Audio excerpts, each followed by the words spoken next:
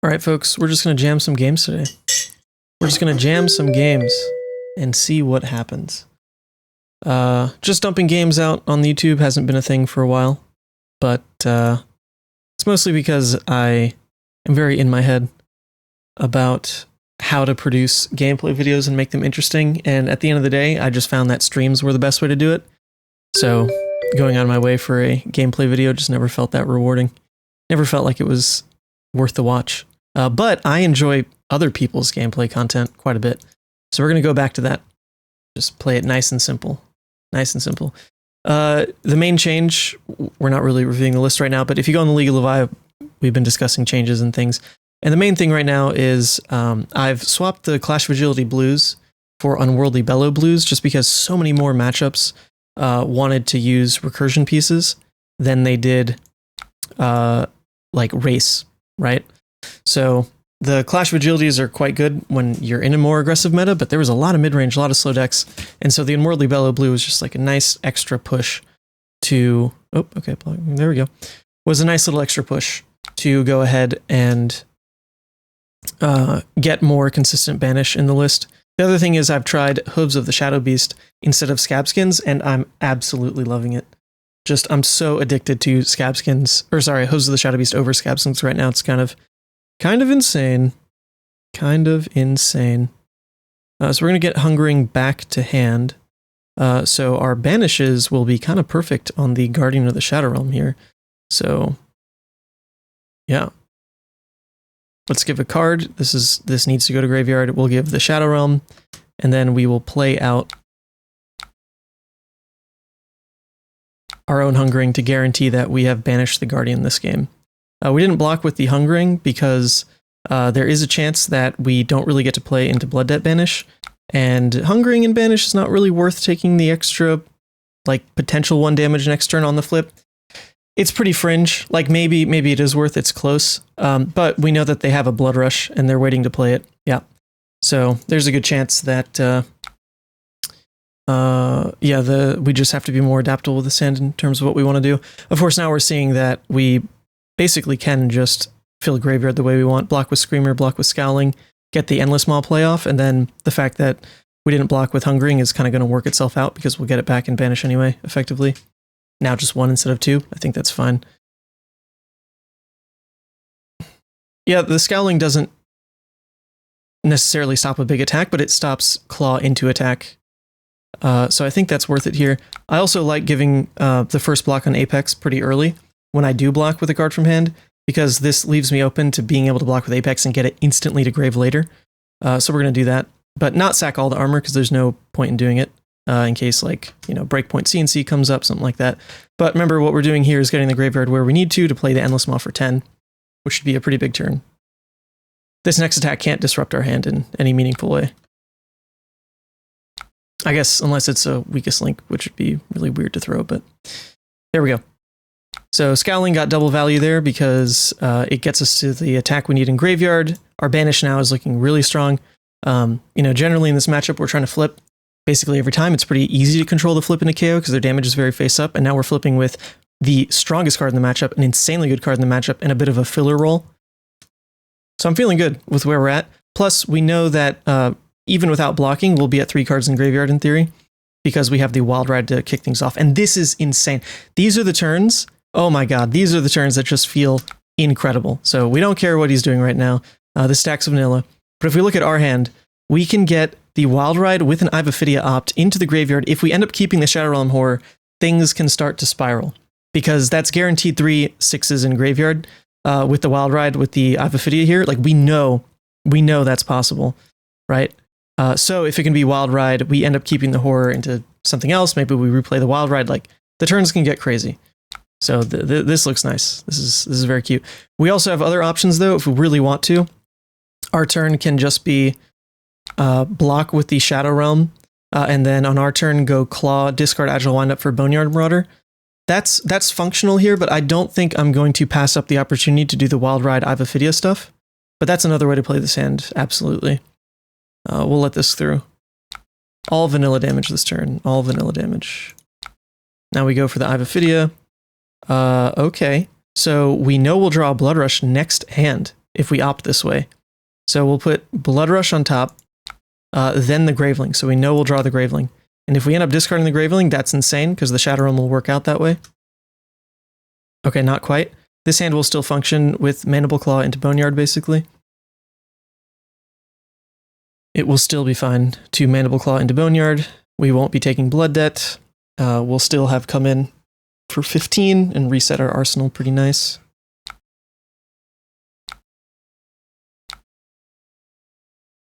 It is pretty gritty to play it this way, but I don't think the KO player will ever Scowling Fleshbag on a turn like this.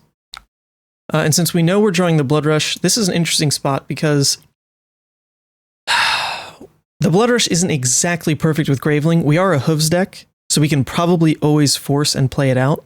But if our hand lines up in a different way, we might end up like blocking, just want to play out, either maybe completely block out, play out a smaller hand and re-arsenal the Blood Rush and wait a little bit. I don't think that's the route we're going to go. We're just going to play it this way because even regardless of blocks next turn, we'll have the 3 cards in graveyard off of Blood Rush being played itself, plus the Boneyard Marauder. So we should look to block with Hooves because there's a real world where, our next turn, we force it. And since they're coming with a Might, the Hooves probably gets value no matter what. So ideally, what we're going to do here is try to... Okay, look, these hands are actually so functional. This is wild. If you would have drawn a hand like this previously, it would look just unplayable, straight unplayable. Like, what do you do? But now the answer is Beast Within and Beast Within. And then you can Blood Rush, and this is your blue, and you're guaranteed to have it work. So that's pretty remarkable. It does mean we're going to give up these guys because we are going to take a little bit of damage off the Beast Within. So we want our life total high here to still protect the flip into next turn. In theory, if it doesn't work out, it doesn't work out, but our turn will definitely be good here. So we'll block like this. We're at 19. Let's send the first call to the grave and also think about Howl or Hooves because there's no guarantee that after we Blood Rush, we actually draw a Banisher. So we might want to make that call off of one of these Beast Withins. So let's just think about it. First draw is a Boneyard Marauder. So now we know we'll have at least one Banisher 6, so we don't need to make the choice right now. So let's play the next call. Another Beast Within. A Wild Ride. Okay, so now we would make the call because we aren't guaranteed to have a Banisher on the Hooves. It's a little tricky. I think we are going to sack it. Yeah, we are going to sack it. It also future-proofs us a little bit into Scowling Fleshbag. So here we go. We're going to do it now. And now we're going to play out the Blood Rush. And here we go. Okay, so now we have 2 action points. We have the claws online. The main part here is we don't want to get the blue hit by Fleshbag, but we can't really play around that right now.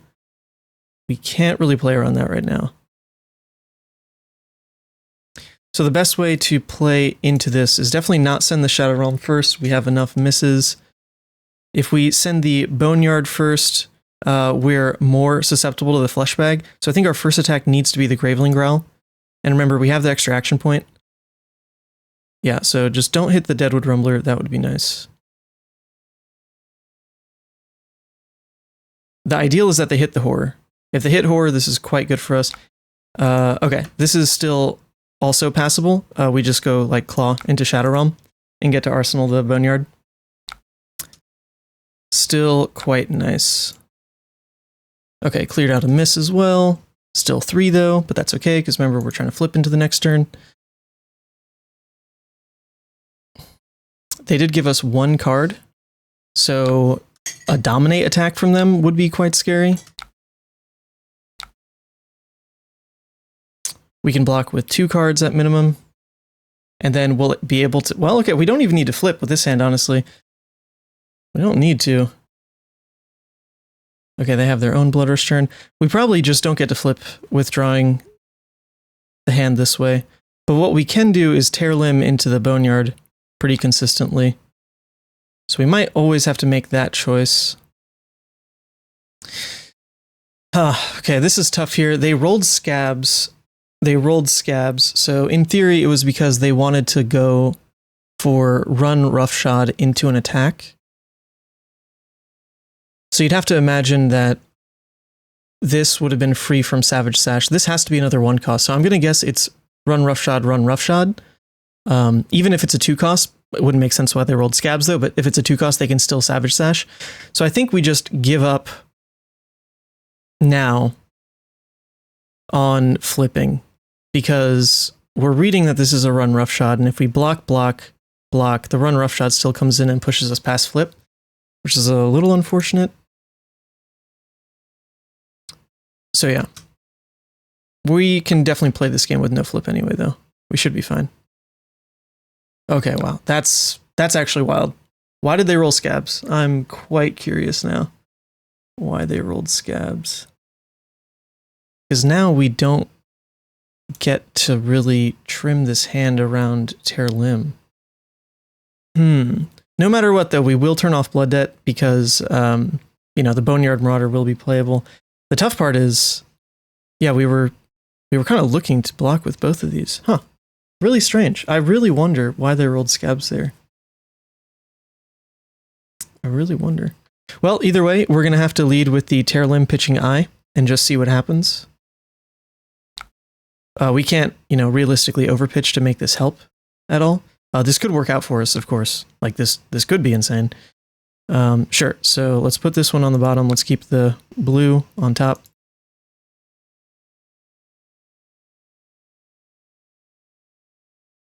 See what we discard. Okay, we discarded the Swing Big. We're looking good. We're just going to Mandible Claw into the Boneyard here. Arsenal the Blood Rush. We should always be safe to still play out a Blood Rush turn. The unfortunate part will be if we miss on Blood Debt here for sure. That would definitely suck if we miss on Blood Debt.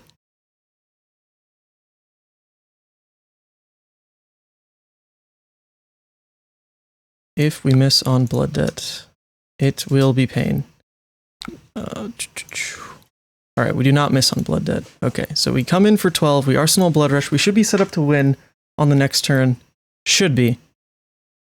By not flipping, we're not susceptible to like some 2-card blowouts, right? Like Send Packing doesn't affect the Blood Rush here, which is nice.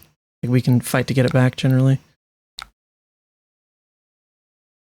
All right, and these are the kind of hands. Once again, this is where Unworldly Bellow looks good.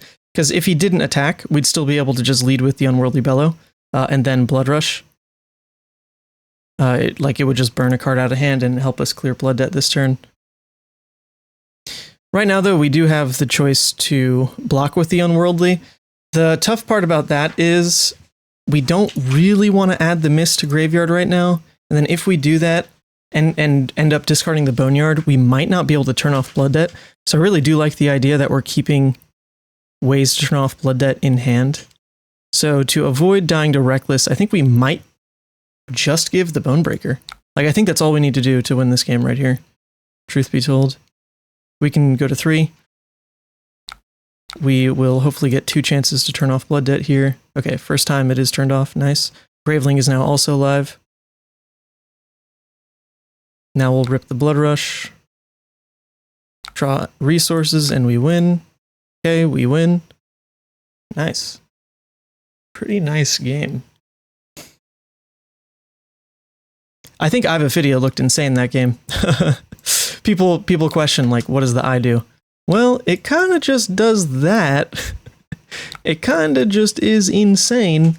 And they have double Wild Ride. All right, good game, opponent. Good game, opponent. Let's play again. Of course, we can play just normal CCQ. So let's try an Acilio game. Never mind. Let's try a mystery game. Okay, against a Kano. Sure, so into the Kano right now, I am trying the Spell Void 4 package and actually added in a Skullhorn just because, as we saw in the Battle Hardened stream this weekend, if you don't completely stop the Aether Wildfire, like if you don't block the full 6 on Aether Wildfire, then they can cascade you with all these draw effects. So having 6 prevention for that Wildfire is really important. Like, more than anything, 6 prevention is so insanely important. Then, of course, extra draw discard helps. And good luck, have fun. Extra draw discard helps with the graveyard.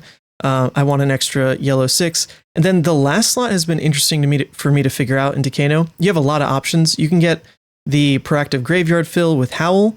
You could just go for the safety net of an extra yellow 6. You could go for Dominate to try to just say you have to go now with Writhing Beastalk.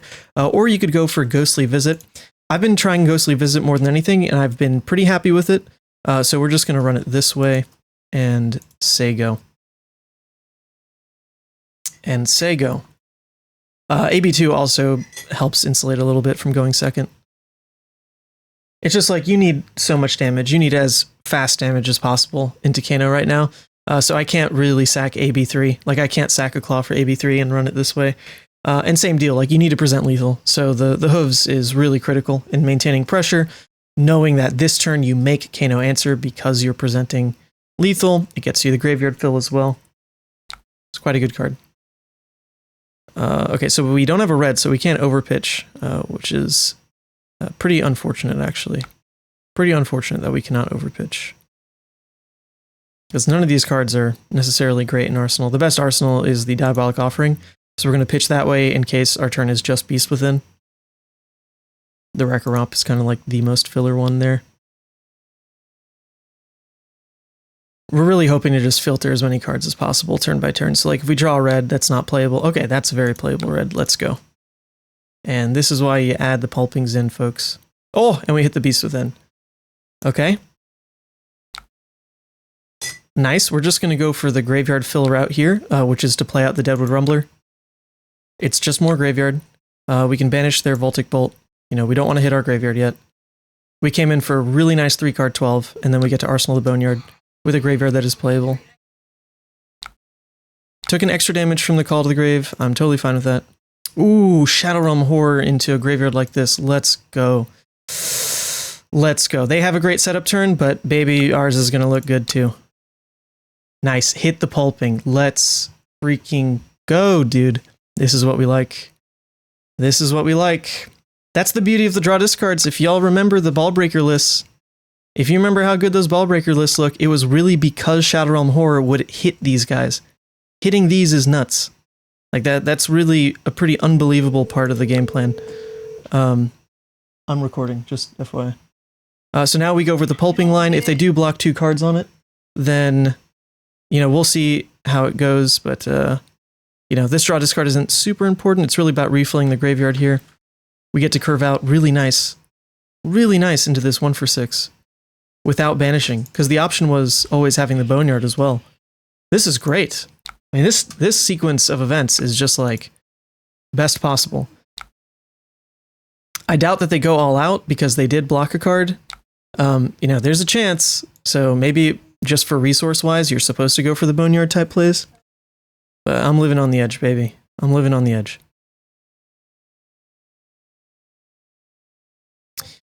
All right, these kind of positions are tough, actually. They are a bit tough. A bit tough, because we can't just say, okay, we'll AB1 and get like the Ghostly out of hand. That is never possible.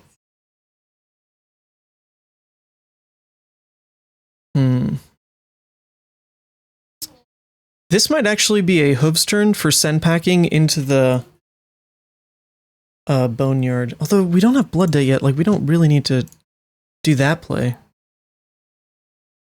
I still really want to go too wide here. Like I want to present lethal.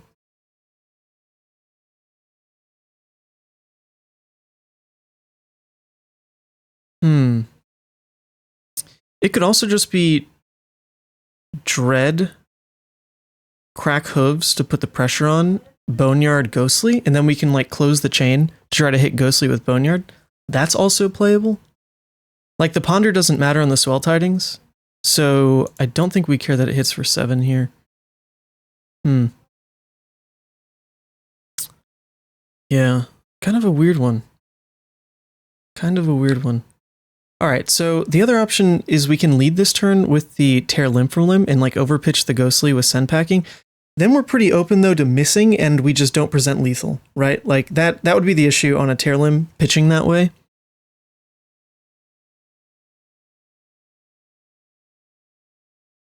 I think the safest thing we can do though, like obviously, is just lead with Dread Screamer. I'm just considering, do we pop Hooves with it as well? just so we keep the line where we ghostly then close chain into Boneyard? Like, do we pop hooves to keep that line alive? Maybe we save the sequence of that so that we're not so face up. It's like a little bit anti-synergy for us because we do want to hit the ghostly, but we're playing into Kano where we just want to withhold information. So yeah, first things first, let's just lead with the tear then.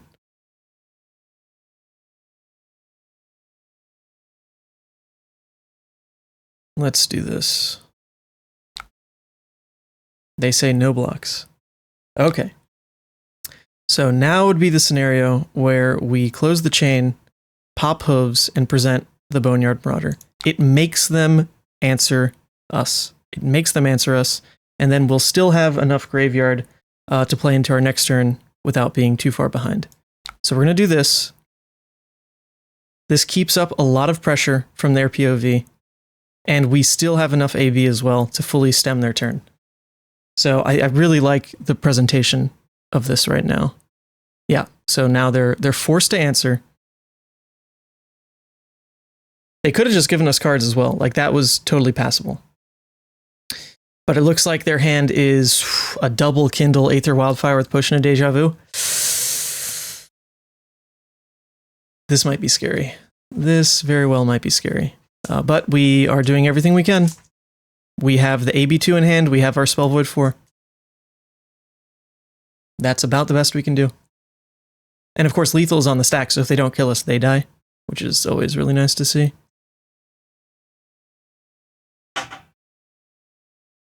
All right, edge of our seat here. We're facing the best deck in format. The best deck in format.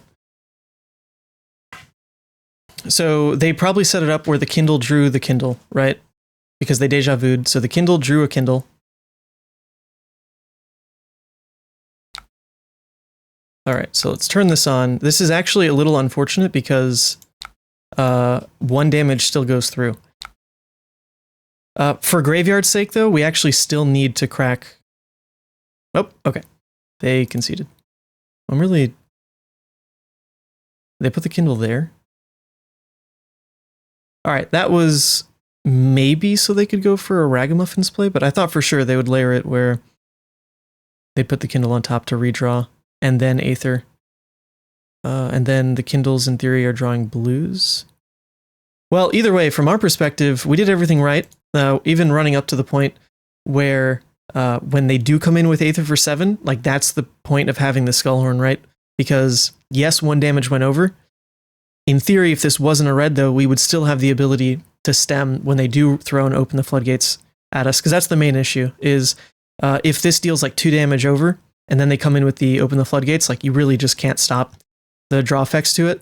So, I mean, I think from our perspective, it looked right. We got a little lucky on that pulping draw, because we only got to filter 1 card, but I mean, that's the reason the cards are in the deck. And if you draw them in that sequence, horror looks better, on and on and on. All right, let's get in an Aurora game if we can against Mr. Senor. So the Aurora matchup right now is very much just an aggro race. I'm not expecting to really flip in this matchup, so I'm not taking Guardian.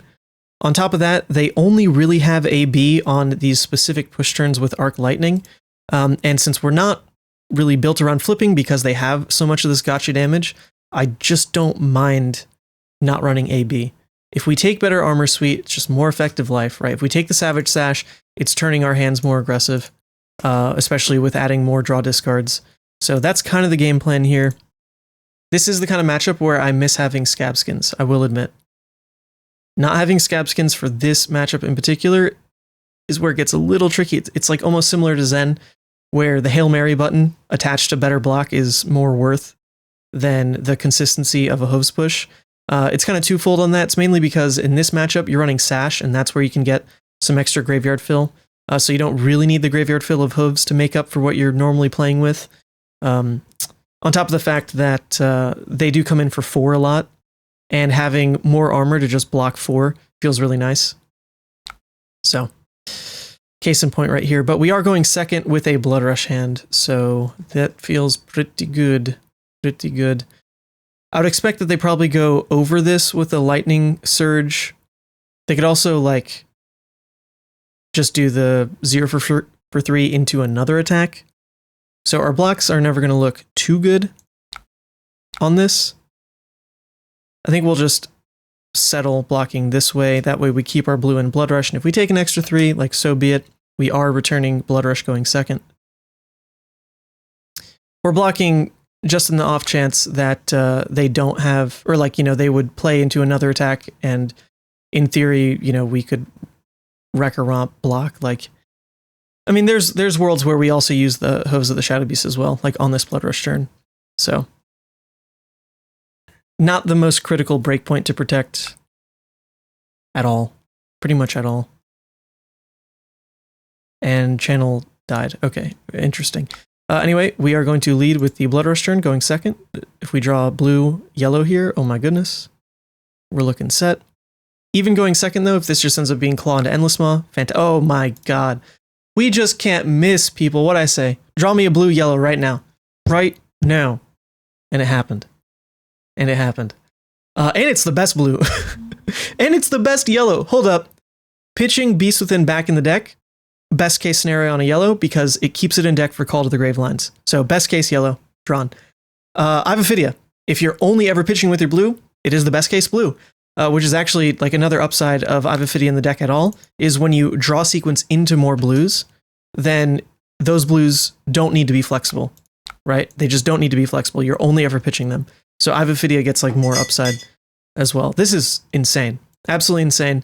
Our graveyard isn't going to be perfect yet, but we'll only have 1 blood debt, and we are also going to opt for better draws in theory as well. Oh my god, people. We might be cheesing this game. I think we might be cheesing this game. We're absolutely keeping the Blood Rush.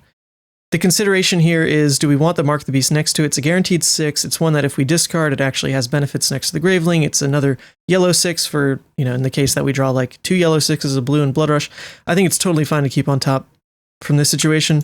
It also could enable a smaller hand where maybe we Mark the Beast into a 1 cost and crack Hooves and Arsenal the Blood Rush. It is a flexible card when we know the Blood Rush is also there. But there's a lot of cases where, we would never want to keep that kind of card on top because we're just digging for Blood Rushes specifically. But yeah, this kind of hand should feel fine. Ideally now we block with Savage Sash as well, because if we discard the Mark of the Beast, our graveyard will not be at 3. And that might be how our hand plays. So we do want to block with Sash. We also have the option to crack Hooves, so, multiple choices there. No hit effect on this. They will always throw a 2-cost attack after this at minimum, I would think. So no reason to block Sash now, in case it's like a Snatch next, or like a Coax. Okay, it's just a Fry. Well, now we don't really know if they're going to throw another attack at us, do we? Now we don't know. We'll just block with the Sash here, and if they end with a 0 for 4, I think we're okay getting a little bit cheesed by that value, just because we have kind of high rolled on our end. So we're going to make the safe block. For our proactive play, we have to make that safe kind of block, and just make sure that we've got value out of our Savage Sash.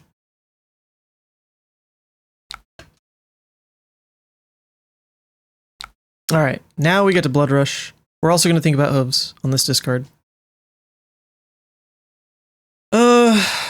No, we kept the Dread Screamer, so there's no real reason. Actually, Hooves isn't really much of a thought in this kind of scenario anyway, because we just haven't seen the Blood Rush draw yet. And if we discarded the Mark of the Beast, we knew we were keeping the Blood Rush, so... Or keeping the Dread Screamer, rather. So the Hooves trigger there, not super relevant. It's more on the Sash here. And the Sash will, in theory, look pretty good. Cracking Sash lets us go Claw into Dread Screamer. Or... I guess we'd go Shadow Realm Horror, just because it's 1 more damage. Yeah. Seems fine. Let's keep momentum here.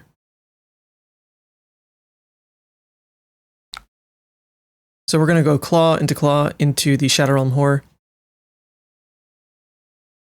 At this point, our graveyard will look a little tight, for sure.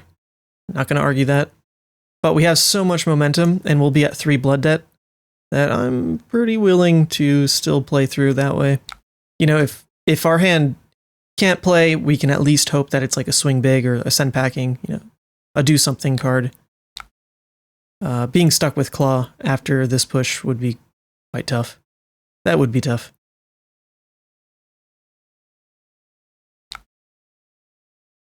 Alright, now we Shadow Realm. It's just one more damage than the Dread here. And we're not really expecting to see pitch stack, so we might as well just play it out for more damage now, than pretending that we might get more use out of it later. Alright, draw sequence. What we got next? Oh my god. You guys. Sometimes Levia does just hit you with the luck sack like this.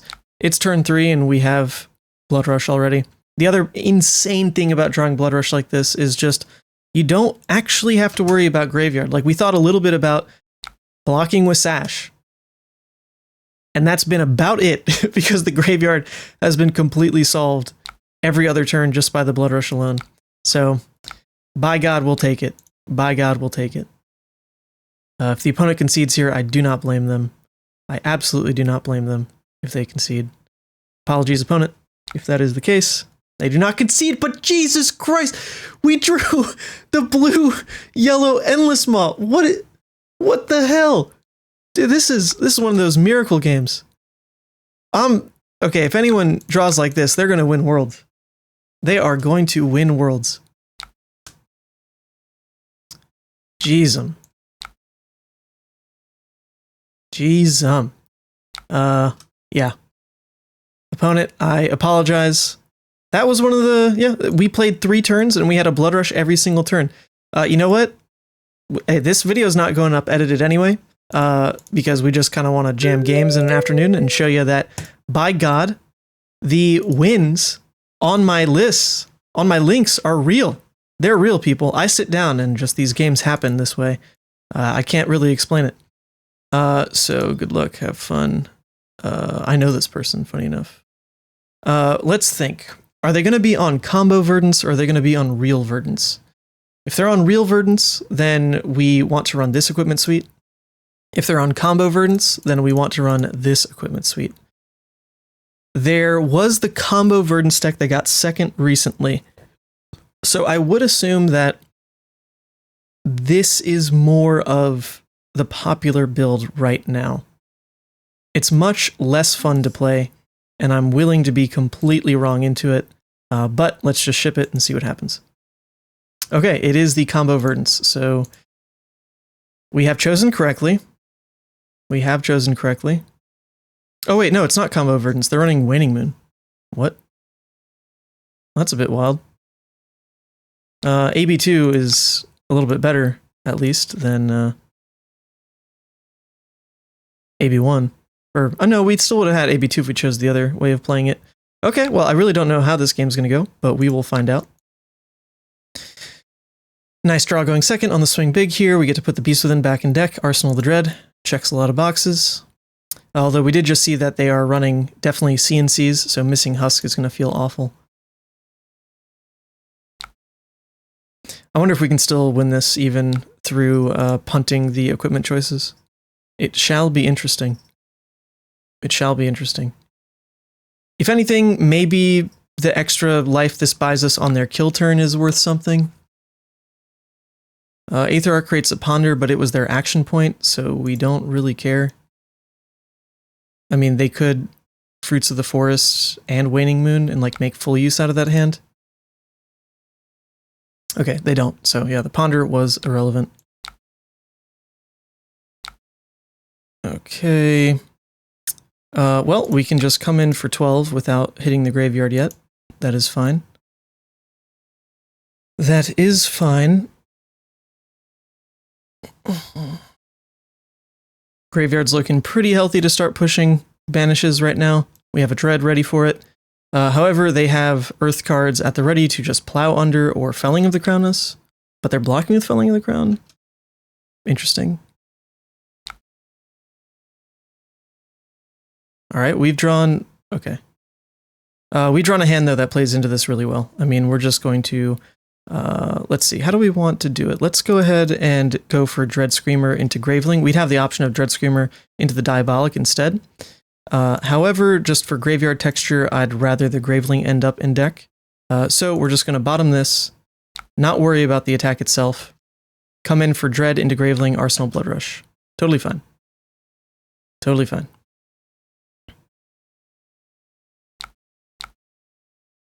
Yeah, graveyard texture mattered a little bit because the Tear Limb from Limb was there. So if we're playing the Diabolic instead of the Graveling and then Blood Rush next turn, there would be 3 misses exactly. Generally, I am looking for opportunities to just play out the Diabolics in spots like that, because once they're in graveyard, they're a great card. When they're in deck, they're like a fine card too, but once they're in graveyard, as long as you're not too heavy on the misses, then the Shadow Realm, you know, sees them as 6s. It's just good. It's just good stuff. Oh, wow. Okay. This is definitely not the expected Verdance lines I was thinking of. But when you can just pull back a Felling of the Crown and get an Earth card to still decompose, that does look pretty good, don't it? That does look pretty good, don't it? So this Felling of the Crown will be a 2-card 8. It will be a 2-card 8. Really 11, because we're going to bottom something. Okay. This is totally playable, though. Very playable Blood Rush hand. So we'll just go ahead and bottom the Call to the Grave. We're going to... Wait, what? Hold up. They didn't decompose. Oh, that just, like, can't be correct. That just can't be correct. Something went wrong here. I didn't even track that. Okay, we're going to block with Hooves, because this might be an insane pop-off turn. We're going to trade out the Call for a Beast Within, and then we're going to force the Blood Rush. So this will be our first big turn. Definitely excited for it. Definitely exciting. We should always be safe blocking Hooves just for like a greedy HP like that. Hit effect wise, like they have C and C, but that's a 6 anyway. Right, so now we're going to call and we're going to effectively make this 2 blue hand into a 6. We hit an Endless Maw, nice. So let's go Dread. We discard the Deep-Rooted, insane. We are so good at this game. And now we get to go Claw into Mark of the Beast, Arsenal, Endless Maw. Wow. Not bad, especially since this is a matchup where I'm not expecting to really flip. We don't need to hit the banishes, really. Like, it's nice because the Deep-Rooted Evil is in there. But we're not, like, under pressure to do it that way, of course. Closing the chain because of the Stonewall Gauntlet, so. Just going to use this turn for big damage. The other thing you could do is just look to play out the Endless Maw to play around Plow Under a little bit. But honestly, if they play the Plow Under, then they're still like taking 8 here. So we'll just like let that happen. I'm so interested if like this will work. If running these equipment pieces into like not the combo Verdance will work. Okay. Nice. So we're guaranteed some gas just because we had Hooves anyway. We have Hooves anyway, right? So we can go for the Endless Maw into Send Packing line and then just Arsenal the Wild Ride to kind of push the hand texture to where it's better for Wild Ride. If we play the Wild Ride here and miss, that's like pretty egregious. At the same time though, if we play the Wild Ride and discard either one of these, we're still guaranteed to play Wild Ride into the Endless Maw. And we're only at 2 blood debt, so I think we will take the risk on the Wild Ride. I guess the other option is... Well, the other option is just Dread Screamer. We could just blue Dread into the Endless Maw. You know what? We're going to go that line just because we have the Deep-Rooted Evil, and this is a rare turn where we weren't under a lot of pressure to be punished for like keeping a hand that just like 2-card 4s with a Dread Screamer. So we're going to play this out into the Endless Maw, Arsenal the Wild Ride, try to get the double 6 banish to hit the Deep-Rooted Evil. Should be fine. Not closing the chain. God, because we wanted to hit the Deep-Rooted Evil. It is still there, though, folks. That's fine. That is fine. Okay. They play out a healing potion, and this is the kind of Hooves turn we're looking for. It's pretty clear that we can just go Endless Maw to swing big and just push above rate damage. It also guarantees that we hit the Deep-Rooted Evil, since we're going to lead with the Endless. That's pretty solid. Since we have a hand that like so clearly pushes above rate by just literally playing these 2 cards, yeah, Hooves is just, it's prime. We don't need to play out the wild ride here. Remember, all this is just off the back of one Blood Rush so far as well. So the longer we kind of play around keeping the wild ride in Arsenal, the more value a Blood Rush will potentially give us as we draw them in a sequence where we have momentum anyway, since we're just presenting like all this like unlimited damage basically.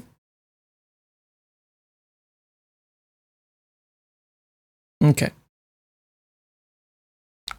They're getting pretty good blocks off on this turn. The wild ride's also been a bit of an opportunistic arsenal, right? Like we're not like planning around a turn where like we need this card to win. It's going to be a very good card on the right turn. But if they plow under it, we will have room to make different choices around our arsenal. One of the other things you can wait for is if you draw a Call to the Grave, if you just straight up draw a Call to the Grave, then you can lead with that Beast Within so that the wild ride doesn't like kill you because you'd already turned off Blood Debt. This is another hand though that is just like insane to draw because now we are leading with Blood Debt off, at minimum throwing 6 after, and then depending on what resources are left, we should at minimum always be able to throw the Deep-Rooted Evil after the fact, right? Even if we discard this, keep a red in hand. It can get more wild than that, where we can just like claw instead, whatever we want. Graveyard's going to look good because we get graveyard fill out of this. If we miss, it's not the biggest deal because our turn was still 12. Yep. Actually, now the higher value line is just Claw and Arsenal Endless Maw. Endless Maw is so insanely good in Arsenal. Just very adaptive. Very adaptive play. But, okay, actually, red flag alert. They blocked with the Plow under. It could just be because they're afraid of dying. So, like, you know, I admit to that being a possibility.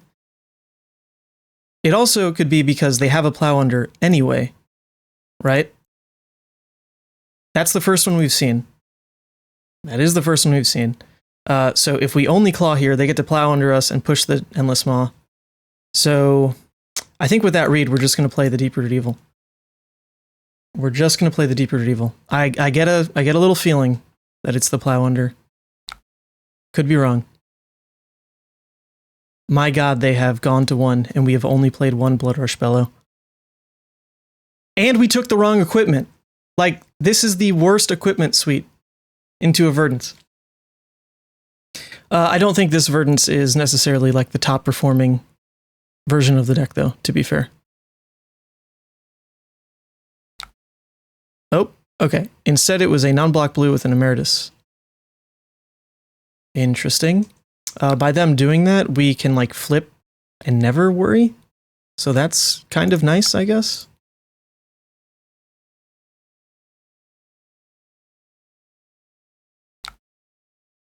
Okay. Yeah, we can literally just like flip now, and they should have no way to interact with us. So I guess thank you, opponent, for giving us that potential line. However, I'm just going to rip the Blood Rush and see what happens here. Of course, the literal best thing happens because we are just a god at drawing resources. To be fair, our deck is at 22 blues. That is a lot of blues for a Levi deck. Normally, you hover at like 20 to 21. But with Call to the Grave being an effective extra blue 6 and also turning on the Diabolics, I feel like you can push your 6 base, and it doesn't, like, it's not even greedy. It's not even greedy to push your 6 base like that. The other thing we're going to do here is actually throw the Deadwood Rumbler so that we do just flip anyway. We should win off this attack, like no matter what. But this does give us an option to flip in case something went wrong. Wow, okay. Well, that was pretty wild. As you can see, this was a pretty normal, just kick back, relaxed jam session with some games. If you want the full changes that I've been working around with in the League of I Discord, we've gone over the little bits of like consistency changes I've made to the deck. The main thing really is swapping around the Clash of Agilities for Unworldly because more matchups needed Graveyard Banish, as well as moving the red Gravelings over to the Diabolic slot. I'd still really wanted those 1 costs, but as I tried more and more Diabolics, I was surprised that they really didn't interrupt the deck, like the flow of the deck. just because the hand textures, once you add the Unworldly Bellows, once you add, of course, the Call to the Graves, these are that much more live. So with that, you get to run some like more aggressive reds, like the Pulping, I think, overperformed in the games we saw today. Yeah, this is how the list has shaken out. So hopefully you enjoyed. This was just a quickie. I wanted to get gameplay videos out there because I truly love watching them, and hopefully you enjoyed watching this. Bye-bye.